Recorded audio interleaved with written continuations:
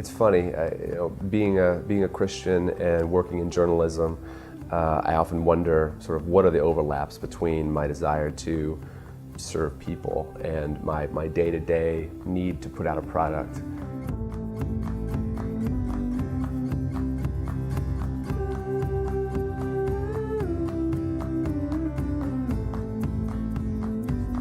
I get very excited about the collaborative nature of journalism and the ways in which editors and writers and designers can work together. And so I love the potential of bringing people in as employees and as workers. And so as a small business owner and someone who runs a small company, I've loved bringing in interns from at-risk areas, and we've partnered with a mentorship group who has sent us summer interns, and they've come in and they've worked on editorial and they've worked on our circulation lists and gotten some just real life experience. I love the Benedictine phrase, temporare est orare, to work is to pray. And so for me, the work that I do, whether it's design or whether it's more technical, I would hope would be an act of worship, would be an act of prayer even. For me, it comes down to simply doing the task that I feel has been put before me to the best of my ability, as though I'm doing it for the God who created me. Sometimes that means getting to be extremely creative and design the cover of our magazine, and sometimes it's simply creating a business or creating the ability to hire somebody.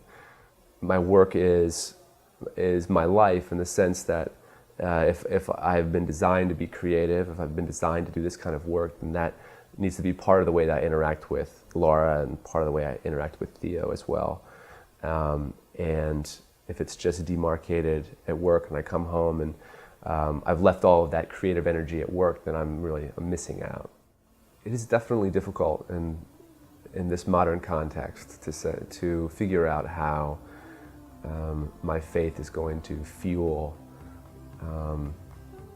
every little aspect of my life, and I desire for that to be the case. I desire for my faith to fuel the kind of husband I am, and the kind of father I am, the kind of worker I am. It's not easy. I think one of the key elements is living in community and being around the kinds of brothers and sisters who are going to ask me hard questions. I think being a listener, listening to God, spending the kind of time with Him that would lead to understanding where He would like to guide me. I would say that's the biggest challenge right now, because as a young person trying to start a business and start a family, time is fleeting, to say the least. But if I believe what I do believe, then there's no better time spent than listening to what God would have me do. So on one hand, design-wise, I'd love for EPI and our Global Health magazine to be a gorgeous magazine that's delivered to thousands of people on every continent. I would love for it to change emergency care delivery in sub-Saharan Africa and in Latin America.